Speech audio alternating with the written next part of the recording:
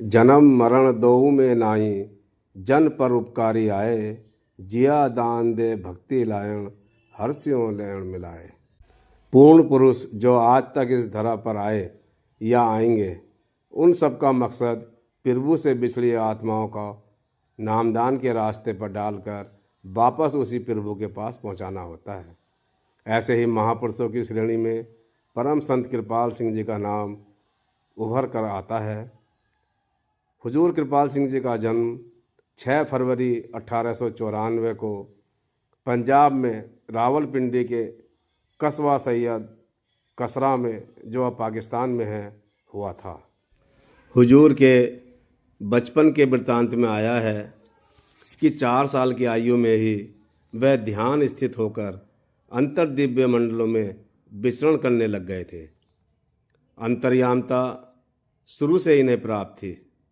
इससे भी बढ़कर यह है कि नींद इन्हें कभी तंग नहीं करती थी। आप खुद फरमाया करते थे कि जब मैं 7वीं कक्षा में पढ़ता था, उस वक्त से ही नींद मुझे बहुत कम आती थी। आप चाहे सारी सारी रात पढ़ते रहें, चाहे सुमरन और भजन में लीन रहें, नींद दिक्कत नहीं करती थी। जिनकी आत्मा दिव्य मंडलों की यात्रा करती हो, उन्हें नींद से कैसी दिक्कत, क्योंकि भजन से शरीर को पूरा आराम मिल जाता है।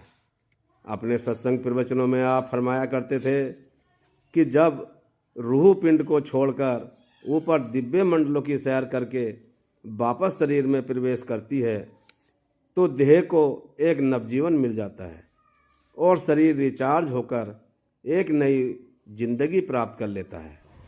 हुजूर कृपाल सिंह जी फरमाते हैं कि तुम मुझसे प्यार करते हो तो मेरा कहना मानो। अगर मैं उसको खुश कर लूँ तो मेरी यही तीर्थ यात्रा है। अगर मुझे उसकी खुशी न मिले तो सब कर्म कांड या जप तप व्यर्थ हैं। जिस तरफ भी देखता हूँ, मुझे यह मालूम होता है कि उसकी रचना में उस गुरु की दया मेहर के बिना किसी को मुक्ति नहीं मिली।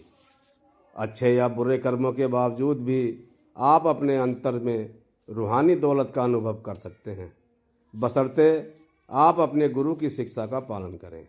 मेरे गुरु ने मुझे एक सबक दिया है कि वह प्रभु सबका मालिक है, मैं उसे कभी न भूलूं। अगर आप सद्गुरु के हुक्म की पूरी तरह से पालना करें तो वह आपको घर का मालिक बना देगा।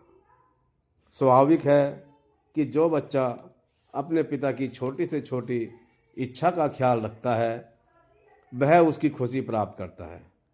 तो अपने विचार थोपेगा और हुक्म नहीं मानेगा, उसे गुरु का प्यार भी नहीं मिलेगा और अंतर की चाबी उसे नहीं सौंपी जाएगी।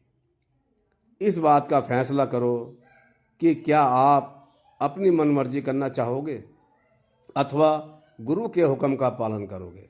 फैसला आपके हाथ में है। आपको चुनने की आज़ादी है। कोई दूसरा आपके लिए नहीं चुन सकता।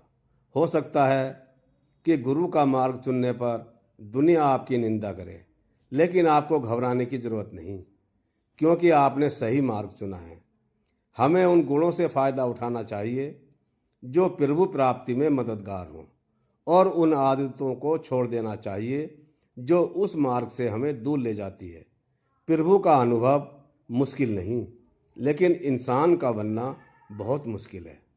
हुजूर ने नेक पाक सदाचारी जीवन बनाने पर बड़ा जोर दिया है और उसके लिए डायरी द्वारा जीवन की पड़ताल को जरूरी बताया है।